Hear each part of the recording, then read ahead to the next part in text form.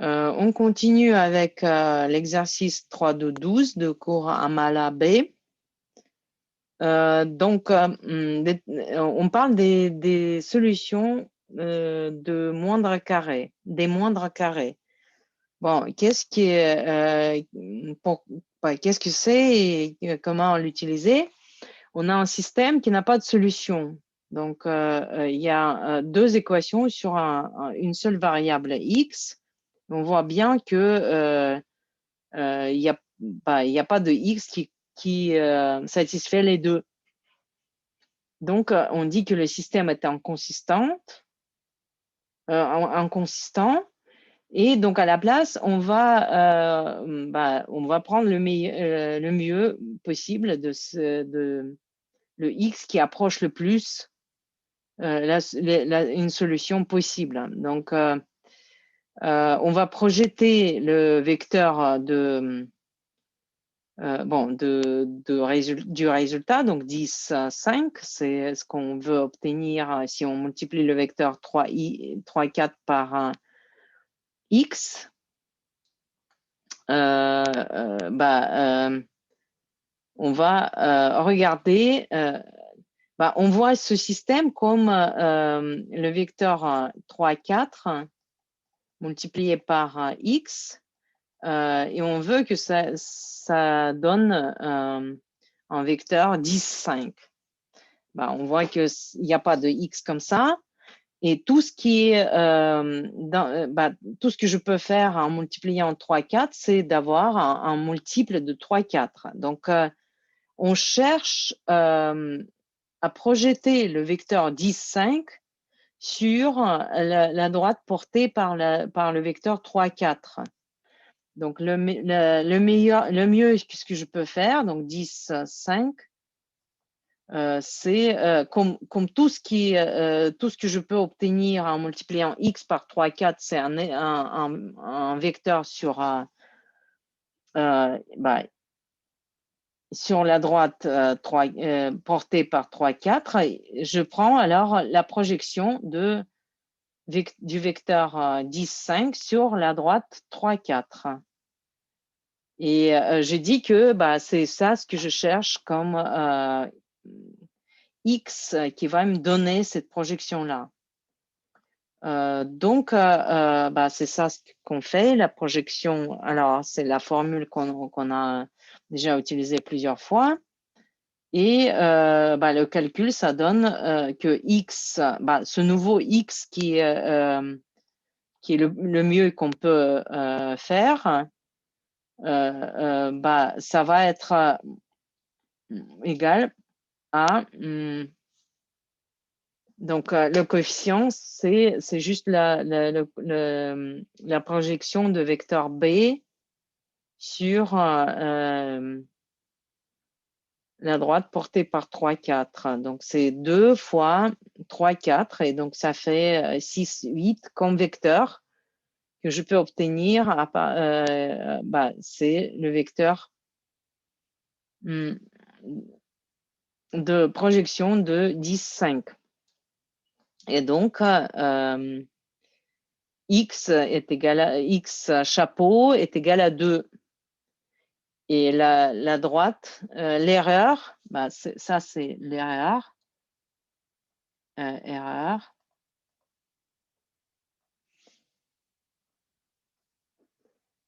C'est la différence des deux vecteurs. Donc, c'est 4 moins 3. Et on voit bien que c'est orthogonal au vecteur porteur de la droite. Ce qui est normal parce que c'est le vecteur, justement, c'est le perpendiculaire qu'on utilise pour trouver la projection. Donc, l'erreur, c'est le vecteur 4 moins 3.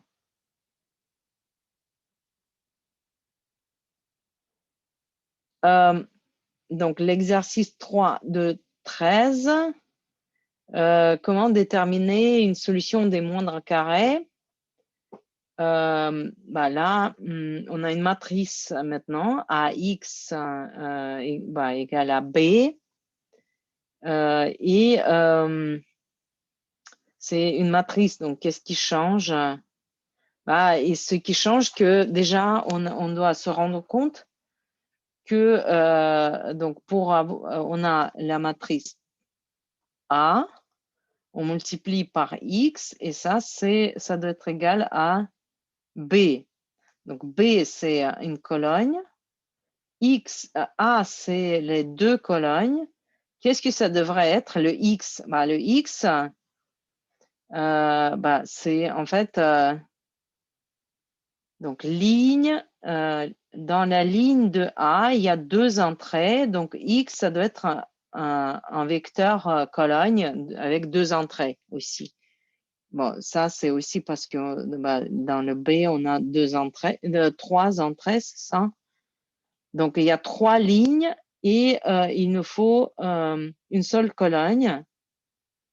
Donc, dans chaque ligne, il y a deux éléments. Donc, ça nous donne que X, en fait, c'est XY.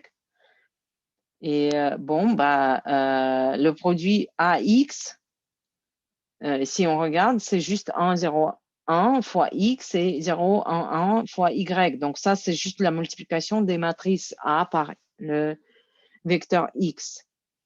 Donc, on cherche la projection de B sur l'espace des colonnes de A, parce que tout ce qu'on peut avoir, c'est quelque chose qui vit dans le plan engendré par les colonnes de A. Donc, on peut trouver les coefficients x, y dedans. Mais bon, comme le vecteur B, il n'est pas dedans, bah, c'est le mieux ce qu'on peut faire. Est-ce que B n'est pas dedans? Est-ce qu'en effet, c'est le cas?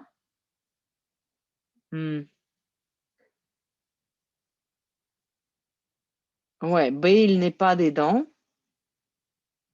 Ouais, parce que sinon, bah, il faut. Bah, c'est pas la combinaison linéaire des deux. Il n'y a pas de coefficient x, y qui donne B. Donc, il faut calculer la matrice de projection. C'est encore un calcul. Donc, ici, il y a A transposé. A transposé. Donc, ça, c'est la formule qui colle avec la formule qu'on a utilisée quand on avait la projection sur une droite. Donc, le A, on pouvait juste les manipuler parce que c'était des nombres, mais là, c'est des matrices, donc c'est très important l'ordre de ces matrices. Et bah, je calcule alors A transposé A, transposé A. Donc, c'est la matrice de 2, 2, 1, 1, 2. A transposé, non, pardon, c'était quoi? Ouais, c'est A transposé A. Donc, A transposé A inverse, c'est pour le mettre au milieu de A et A transposé. Bon, l'inverse d'une matrice A, B, C, D, moins 1, c'est 1 sur A, D, moins B, C, donc le déterminant. Et ici, on échange D et A, et on met moins B et moins C. Donc, est-ce que c'est ça ce qu'on a fait? Bah, le déterminant de la matrice, c'est 2 fois 2 moins 1 fois 1. Donc, du coup, c'est un tiers pour le déterminant. Bon, 1 sur 3, 3 c'est le déterminant. Et si on échange, bah, si on fait l'inverse,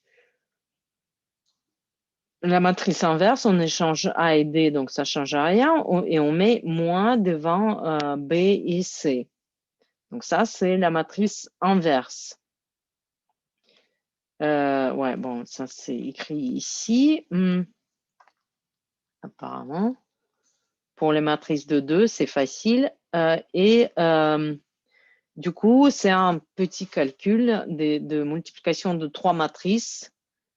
Donc, je multiplie la première et la deuxième, et après le résultat par le troisième. Donc, la projection de B sur les colonnes de A sont données par cette matrice entière de ce qui est écrit. Et il faut juste,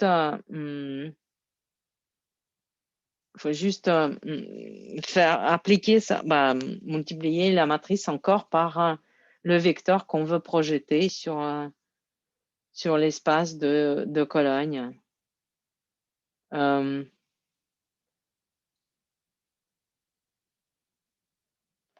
Bon, donc l'erreur, c'est il faut faire la différence. Et c'est ça l'erreur pour ce vecteur-là. C'est pas ça, on ne peut pas l'obtenir parce que le vecteur qu'on projette, il n'est pas dans l'espace des colonnes. Donc le vecteur 1 en 0. Mais bon, sa projection, c'est ça.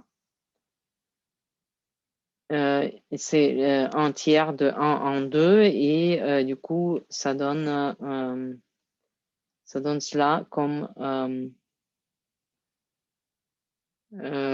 erreur. Et il faut, on remarque que, en effet, si je regarde le produit scalaire de vecteurs qu'on a obtenu comme erreur, donc 1 en moins 1 avec le premier vecteur, donc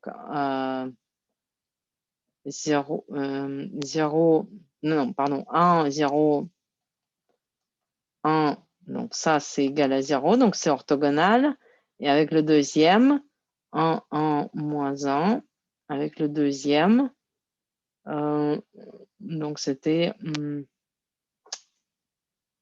quoi comme vecteur? C'était 0, 1, 1.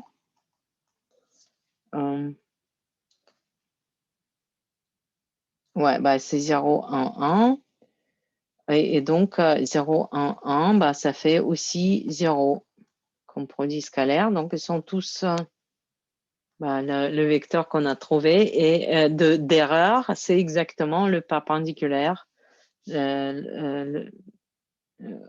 au plan engendré par les deux vecteurs donnés. Bon, l'exercice 3.2.14, déterminer la matrice P de la projection sur le sous-espace de R3 engendré par deux vecteurs. Donc, c'est les mêmes, non, ce pas les mêmes vecteurs, mais c'est le même genre de question. Donc, on met ces vecteurs comme des colonnes d'une matrice A. On calcule la matrice de projection. D'abord, on calcule l'inverse de la matrice A transposée A. On le met dedans dans le calcul et finalement, ce qui sort, c'est une matrice 3,3, une matrice de projection sur